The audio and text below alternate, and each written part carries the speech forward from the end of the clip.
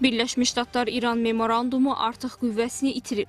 Vaşinqton Tehrana qarşı yeni hücum dalğası həyata keçirib. Səbəbin isə Sepahın 3 ticarət gəmisinə zərbə endirməsi olduğu bildirilir. İran beynəlxalq su yolunda ticarət gəmilərini hədəfə almaqda və onlara hücum etməkdə ittiham olunur. Birləşmiş Ştatlar Mərkəzi Komandanlığının açıqlamasına görə 80-dən çox hədəfə zərbə endirilib. NBC News-un məlumatına əsasən İrana endirilən son zərbələr əvvəlkilərdən daha geniş miqyaslı olub. Qəşim, Bəndər Abbas limanı və Sirikdə partlayışlar baş verdiyi bildirilib.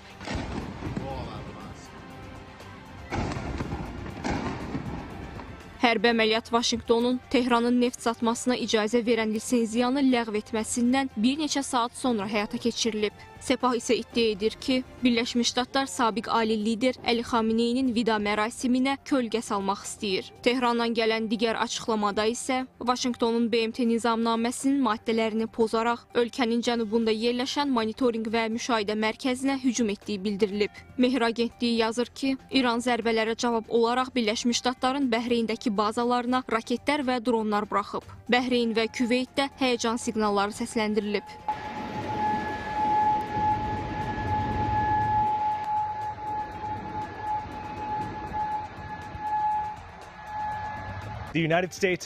Hörmüz boğazında gəmilərə qarşı bu hücumlar həmin gəmilərin İranın nəzarəti altında düşməməyə çalışdığı bir vaxtda baş verib. Hazırda bəzi gəmilər İran sahillərindən uzaq qalmaq üçün Oman tərəfə çox yaxın hərəkət edirlər. Bu İranla Birləşmiş Ştatlar arasında bağlanan müvəqqəti razılaşmanın yenidən sarsıldığı bir vaxtda təsadüf edir. Birləşmiş Ştatlar Mərkəzi Komandanlığı açıqlayıb ki, hədəflərin əksəriyyəti Sepahın bölgədə gəmiçiliyi narahat etmək üçün istifadə etdiyi kiçik və sürətli hərbi katerlər olub. Bu əvvəllər də müvəqqəti razılaşmanı sarsıdan gərginlik dalğaları zamanı müşahidə etdiyimiz vəziyyətə bənzəyir. Həmin anlaşmaya İranın nüvə proqramı və Hörmüz boğazı kimi digər məsələlər də daxil edilməlidir. Lakin İranın sabiq ali lideri Əli Xameneyinin bir neçə gün davam edən dəfn mərasimi keçirildiyi üçün bu danışıqlar dayandırılıb.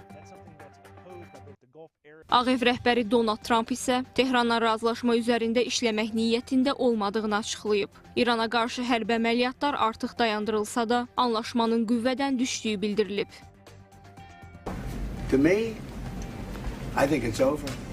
Mənə görə bu məsələ bitib. Artıq onlarla işləmək istəmirəm. Onlar qəddar və zorakı insanlardır. Əgər onların nüvə silahı olsaydı, ondan istifadə edərdilər. Mənə görə bu iş bağlanıb. Nümayəndələrimizlə danışacağam. Onlar danışıqlar aparmaq istəyirlər. Onlar yaxşı insanlardır. Steve Witkoff və Jared Kushner. Amma onlar qayıtmalıdırlar. Mənə görə onlarla məşğul olmaq sadəcə vaxt itkisidir. Onlar yalancıdırlar. Şərt budur ki, nüvə silahı olmasın. Biz razılaşmanı əldə edirik. Onlar isə çıxıb mətbuata açıqlama verirlər və deyirlər ki, güya bu barədə heç danışmamışıq. Onlarda nəsə problem var. Onlar dəli kimidirlər. Mənə görə isə bu məsələ bitib. NATO-nun baş katibi Mark Rutte'nin Birləşmiş Ştatların İrana qarşı hərbi əməliyyatlarına dair verdiyi açıqlama diqqət çəkib. Rutte hücumların mütləq zəruri olduğunu deyib. Alyansın əməliyyatı bu dəfə dəstəkləməsinin isə Trumpın ardıcıl tənqidlərinin nəticəsi olduğu bildirilir. Çünki NATO-nun Ankarada keçirilən sammitində Trump yenidən alyansla bağlı narazılığını dilə gətirib. Birləşmiş Ştatların reaksiyasının tamamilə zəruri olduğunu düşünürəm. Çünki atəşkəs olduğu halda İran faktiki olaraq onu pozur. Dünən gəmilərə hücum edildiyini gördük. Buna görə də hesab edirəm ki, Birləşmiş Ştatların qəti və sərt şəkildə cavab verməsi tamamilə vacib idi.